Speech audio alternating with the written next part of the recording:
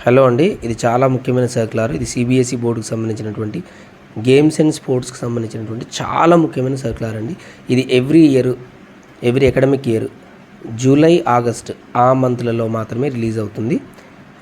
ఇది ముఖ్యంగా ఎవరి కోసం అంటే సిబిఎస్ఈ బోర్డుతో అఫిలియేట్ అయినటువంటి స్కూళ్ళలో చదివే పిల్లలకి మాత్రమే ఈ గేమ్స్ అండ్ స్పోర్ట్స్ నిర్వహించడానికి సిబిఎస్ఈ బోర్డు నిర్వహించేటువంటి ఒక ప్రత్యేకమైన గేమ్స్ అండ్ స్పోర్ట్స్కి సంబంధించిన ప్రోగ్రామ్ అన్నమాట. ఇది జాతీయ స్థాయిలో పిల్లల్ని ఎంపిక చేయడానికి, వాళ్ళలో ఉండేటువంటి ప్రతిభని వెలికి తీయడానికి, జాతీయ స్థాయిలో వాళ్ళకు అవకాశం కల్పించడానికి, ఖేలో ఇండియా లాంటి ప్లాట్ఫామ్లో పిల్లల్ని తీసుకెళ్ళడానికి సిబిఎస్ఈ కల్పించేటువంటి ఒక అవకాశము. ఇది ఎవ్రీ ఇయర్ రిలీజ్ అవుతుంది.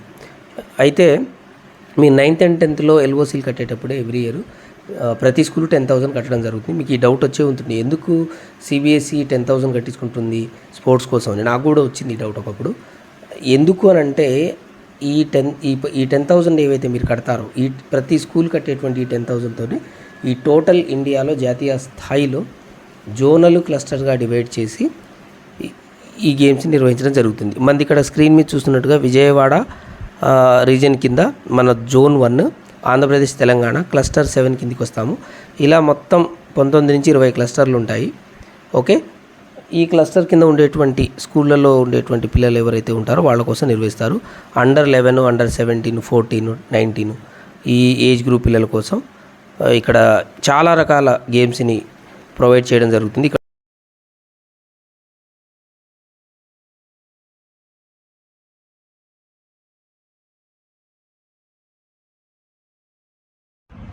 మీకు ఇక్కడ అండర్ 17 అనేటప్పటికీ మీరు గమనిస్తే 9th and 12th ఎల్ఓసి పిల్లలు ఉంటారు కదా, వాళ్ళు ముఖ్యంగా పార్టిసిపేట్ చేస్తూ ఉంటారు. ఈ అండర్ 17లో చిన్న ఏజ్ జూనియర్స్ కూడా పార్టిసిపేట్ చేయొచ్చు. ఇది ఏజ్ క్రైటీరియాని బట్టి. ఒకవేళ తన ఏజ్ గినక అక్కడ ఇచ్చినటువంటి ఏజ్కి సూట్ అయినట్లయితే 7th, 8th, 6th ఈ పిల్లలు కూడా ఈ అండర్ 17లో పార్టిసిపేట్ చేయొచ్చు.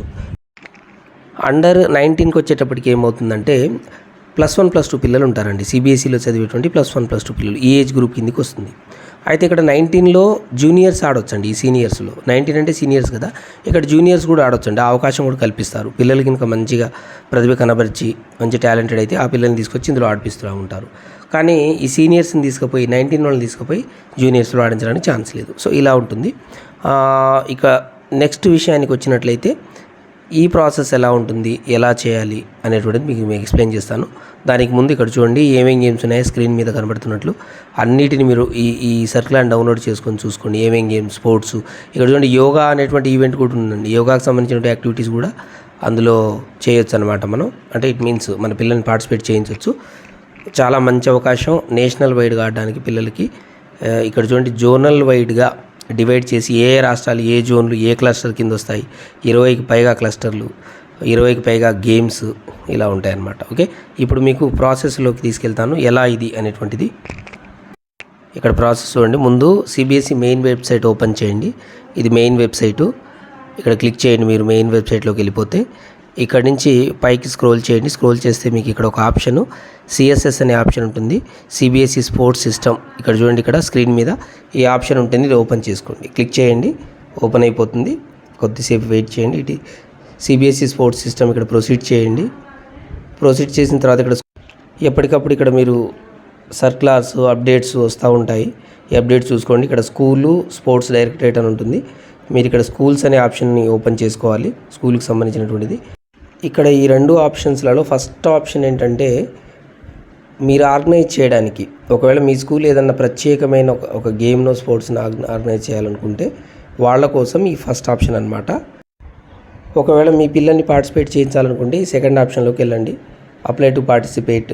ఓకే, రిజిస్ట్రేషన్ ఈ ఆప్షన్లోకి వెళ్ళండి. కేవలం పిల్లల్ని పార్టిసిపేట్ చేయించాలనుకుంటే. ఆ తర్వాత ఇక్కడ చూడండి యూజర్ నేము, మీ స్కూల్ అఫిలియేషన్ కోడ్ ఎంటర్ చేయండి, పాస్వర్డ్ ఎంటర్ చేయండి, మీకు ఆల్రెడీ ఇది మీ దగ్గర ఉంటుంది. తర్వాత క్యాప్చా ఎంటర్ చేయండి. ఎంటర్ చేసిన వెంటనే మీకు ఇక్కడ ఓపెన్ అయిపోతుంది సైట్. ఓకే, ఇలా సైట్ ఓపెన్ అవుతుంది. చూడండి, కొద్దిగా వెయిట్ చేయండి. ఇప్పుడు చూడండి, ఇప్పుడు ఇక్కడ ఈ ఫస్ట్ ఆప్షన్ దేనికంటే ఎవరైతే అంతకుముందు ఆడిన పిల్లలు ఉన్నారో గేమ్స్, వాళ్ళ సర్టిఫికేట్స్ ఉంటే ఇక్కడ డౌన్లోడ్ చేసుకోవచ్చు అండి, అంతకుముందు ఆడిన పిల్లలు. ఈ సెకండ్ ఆప్షన్ ఏంటంటే ఈ సంవత్సరం మీరు ఎవరినైతే రిజిస్టర్ చేయాలనుకుంటున్నారో, కొత్తగా రిజిస్టర్ చేయాలనుకున్నటువంటి పిల్లల యొక్క లిస్ట్ ఇక్కడ మీరు ఎక్సెల్ షీట్ డౌన్లోడ్ చేసి అప్లోడ్ చేసేస్తే మీకు ఆ లిస్ట్ ఆర్ఓకి వెళ్ళిపోతుంది. ఇక్కడ చూడండి, ఒక్కొక్క ఆప్షన్ మీరు జాగ్రత్తగా మానిటర్ చేసుకుంటూ ఒక్కొక్క ఆప్షన్లోకి వెళ్ళి మీరు వాళ్ళని అప్లోడ్ చేస్తూ అది సేవ్ చేస్తూ మీరు ఫైనల్గా సబ్మిట్ కొట్టినట్లయితే అది ఆర్ఓకి వెళ్ళిపోతుంది, ఆర్ఓ విజయవాడకి వెళ్ళిపోతుంది అనమాట. అలా ఆ తర్వాత ఈ లిస్టు ఆర్ఓకి వెళ్ళిపోయాక ఆర్ఓ వాళ్ళు ఏం చేస్తారంటే ఏ స్కూల్స్ ఏ గేమ్స్ నిర్వహిస్తున్నాయో దాని ప్రకారం ఆ లిస్టులన్నీ ఆ స్కూల్లోకి పంపించేస్తాయి. ఆ స్కూల్లో ఏం చేస్తాయంటే ఇప్పుడు పర్టికులర్ స్కూల్స్ ఏ గేమ్స్ అయితే నిర్వహిస్తున్నాయో కొన్ని రోజుల తర్వాత శిక్షా మెయిల్ ద్వారా ఆ స్కూళ్ళకి ఇన్విటేషన్ ఇవ్వడం జరుగుతుంది. మేము ఈ గేమ్ని నిర్వహిస్తున్నాము, ఆర్ఓ వాళ్ళు మీ స్కూల్ నుంచి ఈ పలానా పిల్లల్ని మాకు అసైన్ చేశారు, సో ఈ పిల్లల్ని మీరు పలానా డేట్కి తీసుకొని రావాలి అన్నట్టుగా ఒక డేట్ ఇస్తుంది. ఆ రోజు ఏ రోజైతే ఈవెంట్ ఉంటుందో ఆ ఈవెంట్ రోజు డేట్ ఇచ్చి ప్రొసీజర్ మొత్తం చెప్పి తర్వాత ఏమేమి తెచ్చుకోవాలి అనేటువంటిది ఆ మ్యాండేటెడ్ థింగ్స్ ఏవైతే ఉంటాయో అవన్నీ క్లియర్గా మెన్షన్ చేస్తుంది అనమాట ఆ పర్టికులర్ స్కూల్. ఉదాహరణకి బోనఫైడ్ సర్టిఫికేట్ తీసుకుపోవాలి వెళ్ళేటప్పుడు.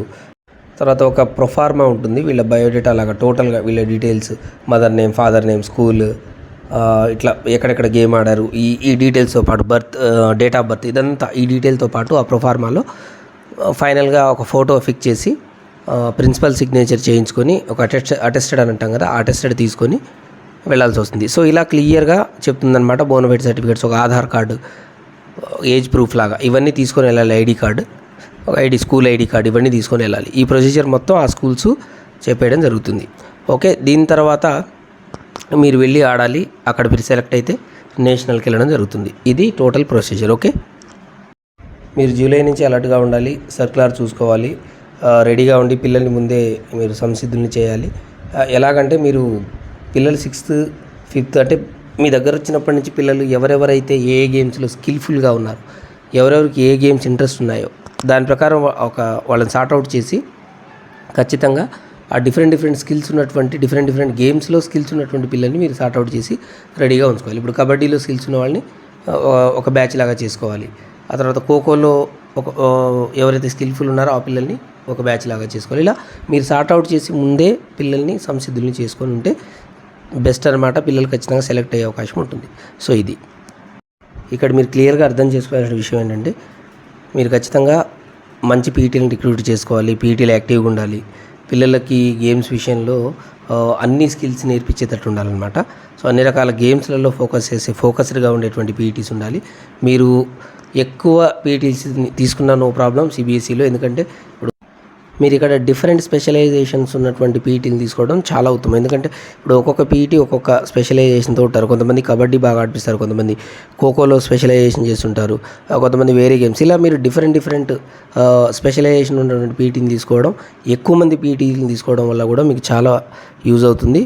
వీటి మీద కూడా కొంత దృష్టి పెట్టండి, చాలా బాగుంటుంది పిల్లల కోసం. ఓకే, ఇంకొక ముఖ్యమైన విషయం ఏంటంటే ఎవ్రీ ఇయర్ మార్చిలో సిబిఎస్ఈ అకాడమిక్ కరికులం రిలీజ్ చేస్తుంది. అందులో హెచ్పిఈకి సంబంధించిన కరికులం కూడా ఉంటుంది. మీరు ఏం చేస్తారంటే ఈ కరికులంని మిగిలిన సబ్జెక్టులతో పాటు వాళ్ళలాగానే మీరు కూడా ఈక్వల్గా ఫాలో అయ్యేలాగా ఈ ప్రిన్సిపల్స్ ఎవరైతే ఉంటారో అడ్మినిస్ట్రేటర్లు ఈ కరికులం డిజైనింగ్ ఏదైతే ఉందో ఆ ప్రొఫార్మా, ఆ టోటల్ ప్రొఫార్మాని పీఈటీలకు అందించి వాళ్ళ ఆ ప్రొఫార్మా చదివి అర్థం చేసుకొని అలా వాళ్ళు కూడా కరికులం డిజైన్ చేసుకునేటట్టుగా ఏర్పాటు చేయాలండి. అప్పుడు వాళ్ళు కూడా ఏంటంటే అప్డేటెడ్గా ఉండి ఎప్పటికప్పుడు గేమ్స్ విషయంలో యాక్టివ్గా ఉంటారనమాట. సో రికార్డ్స్ మెయింటైన్ చేయడం, పిల్లల హెల్త్ అండ్ ఫిజికల్ ఫిట్నెస్ విషయంలో ప్రతి రికార్డ్ని చాలా జాగ్రత్తగా భద్రపరచడం, దాంట్లో ఎప్పటికప్పుడు అప్డేట్స్ చూడడం, వాళ్ళ గ్రేడింగ్స్ ఇవ్వడం, 1 to 5 పాయింట్ గ్రేడింగ్స్ ఇవ్వడం. సో ఇది ఖచ్చితంగా చేయాలని సిబిఎస్ఈ అంటుంది. దాని ప్రకారం వాళ్ళకు మార్కులు ఇచ్చినట్టు అవుతాము. అది ప్రోగ్రెస్లో రికార్డ్ చేసుకోవాలి. ఇదంతా కూడా చాలా జాగ్రత్తగా చేసుకోవాల్సిన ప్రాసెస్. ఓకేనండి.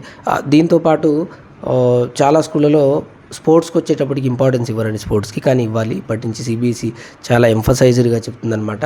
ఖచ్చితంగా ఇప్పుడు మ్యాథ్స్ ఎగ్జామ్ టైంలో మ్యాథ్స్ చాలా ముఖ్యం, సిలబస్ అయిపోవాలి, నేను ఎక్స్ట్రా పీరియడ్ తీసుకోవాలి, నేను గేమ్స్కి ఇవ్వను, ఆ గేమ్స్ పీరియడ్ని కూడా నేను వాడేస్తానంటే కుదరదండి. మ్యాథ్స్ వాళ్ళకి కానీ సైన్స్ వాళ్ళకి కానీ ఏ సబ్జెక్ట్ వాళ్ళకైనా స్పోర్ట్స్ పీరియడ్ని తీసుకోవడానికి అసలు ఎటువంటి రూలు లేదు, అసలు ఎటువంటి ఛాన్స్ కూడా లేదు. సిబిఎస్ఈ క్లియర్గా చెప్తుంది ఎవరి పీరియడ్లు వాళ్ళు తీసుకోవాలి.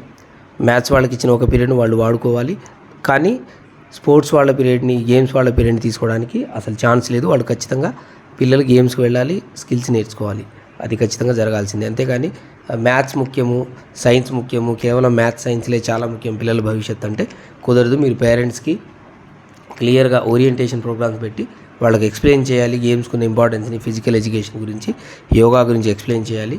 దానికి తగ్గట్టుగా పేరెంట్స్తో మనం కొలాబరేట్ అయ్యి ముందుకెళ్ళాలి. మీకు ఏదైనా డౌట్స్ ఉంటే ఫర్దర్ నన్ను అడగండి, కామెంట్ రూపంలో కానీ డైరెక్ట్ కానీ. సిబిఎస్ఈ అఫిలియేషన్కి సంబంధించి కానీ మీరు ఒకవేళ స్టేట్ బోర్డ్ నుంచి సిబిఎస్ఈకి మారాలనుకుంటే ఫిట్ అయితే మీరు దానికి తగ్గట్టుగా మీకు ఆ బైలాస్ ప్రకారం ఉంటే మీ బిల్డింగ్, దానికి నేను హెల్ప్ చేస్తాను. ఎలా వెళ్ళాలనేటువంటిది నేను క్లియర్గా మీకు హెల్ప్ చేస్తాను. దాంతోపాటు మీ ప్రోగ్రెస్ కార్డ్స్ కానీ, కరిక్యులం కానీ, అకాడమిక్స్ కానీ, ఎటువంటి డౌట్స్ ఉన్నాయి ఎల్ఓసీల్లో కానీ, డైరెక్ట్ అడ్మిషన్స్ కానీ, సబ్జెక్ట్ చేంజ్ కానీ, ఏ డౌట్స్ ఉన్నా అడగండి, నేను మీకు క్లియర్గా హెల్ప్ చేస్తాను. No doubt at all. Thank you so much. Like చేయండి.